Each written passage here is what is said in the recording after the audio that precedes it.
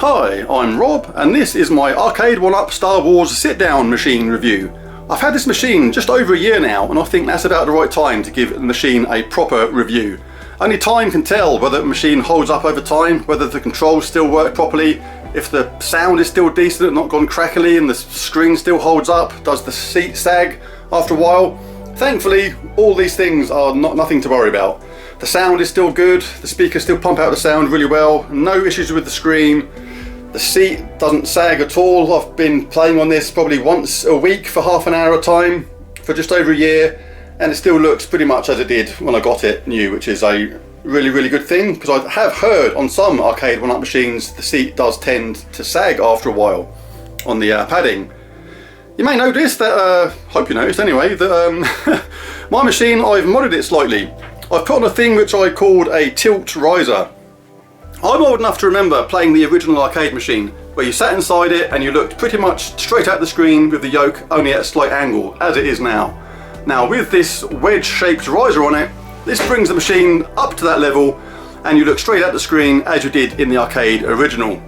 What this does also is makes a natural wedge which your legs and feet go into, which gives you a lot more space as well, especially if you're a little bit tall like me. There's the wedge there. It's literally a riser with a wedge at a correct angle to make it so the marquee is dead straight, which means you then look directly at the screen as you play it. Small details I think could have been better, and it's probably me just being fussy. I think like the artwork looks really good, but if only they'd given some colour-coded screw caps like for these bits here, that'd have been much nicer, because for me these parts really stand out and I really do notice things like that. The actual quality of the wood and the artwork itself is superb, but yeah, I really do notice those screw caps there like that. It's like a little bit colour-coded screw caps. Would that have been so hard to supply? I don't know. Maybe it's me being fussy. Well, there's the machine, and it's held up over time and still looks and plays good as new. And there's my X-Wing fighter overseeing the whole thing, so let's give this thing a play. So let's turn this on and have a game. Love the light up marquee, that looks really nice. Got a lot more space in the footwell here, not sure if it shows up on the camera, but the tilt of the riser I made really makes a big difference to this. Much more space for your legs, I can stretch right out in this, it doesn't feel cramped at all. Load up screen is nice and fast, and you can pick any of the 3 games. Go down to the settings. One thing I would recommend on this is on the vector glow, choose none. If you choose the other options, you lose a lot of the detail, especially when the Death Star explodes. It just looks all mashed and merged together and it's not nice. So I tend to keep it on none, which is I think the best way to have it. Let's have a game.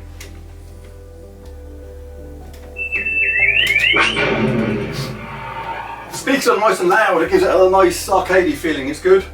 The yoke is kind of plasticky, but that's fine, you know, for the money you're not going to get a metal yoke, and it works fine, it feels robust enough.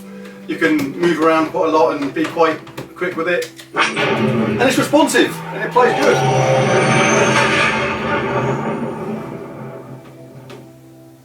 Like I say, like when you played in the arcade original, on the sit inside version, you did have the yoke like this, at this slight angle, looking pretty much directly at the screen, as I am now. On the arcade 1-Up, as this was parked on the floor, it made it look small and you kind of peered over it like this, and it was like, didn't feel right. I much prefer it like this. Good part, Danny boy. Let's have a go. On hard. Best way to get a bonus score. I'm not very good, by the way, don't expect anything amazing. Got Vader there.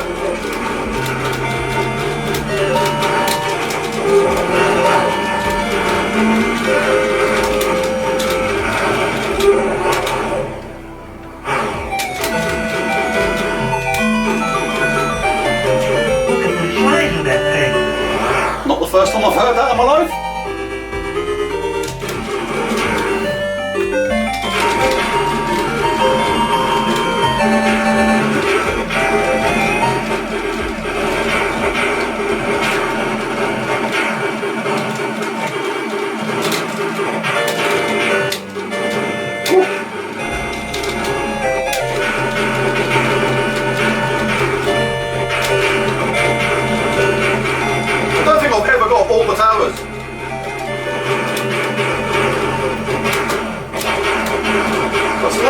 responsive, feels good. Still a really cool game to play, I love it. I missed loads. This bit I am terrible at.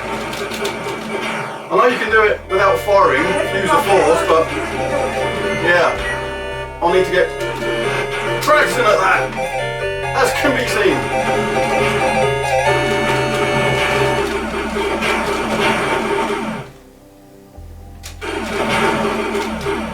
Look, trust me.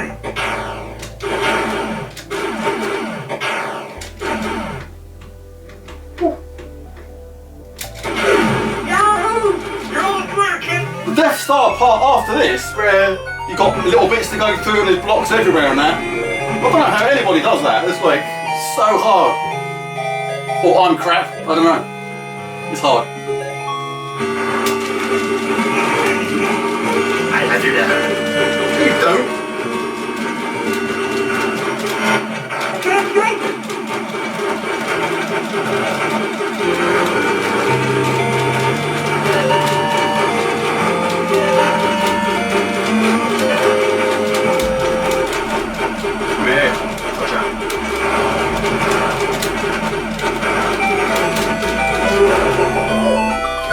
Good father, go ahead.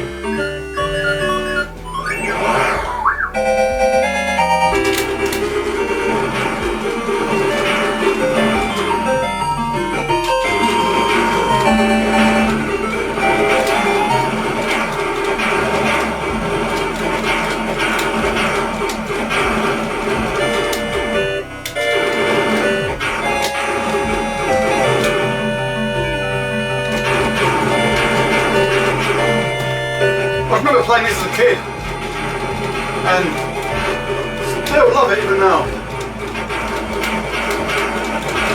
Uh-oh. Uh-oh. Are you good Oh, dearie me. Use the force. No chance. I tell you already, I've got no chance getting past this bit. Take a miracle.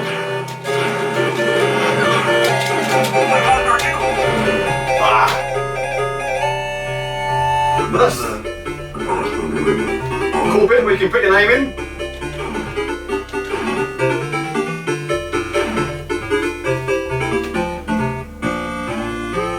And that's Star Wars, and there's still The Empire Strikes Back and Return of the Jedi as well. So we'll be playing them on a future video. But yeah, it's pretty cool. I love this machine. Overall, as it is now, with my tilt riser, I would say this is a 9 out of 10 machine. I absolutely love it, and I wouldn't be without it. As it is originally, as it's supplied with the thing on the floor with slightly less space, and you peer down on it, it doesn't feel quite the same. And I would say probably 7 out of 10. But there it is, there's my Star Wars machine. If you enjoyed the video, be sure to like and subscribe. And thanks for watching. See you again next time. Bye for now.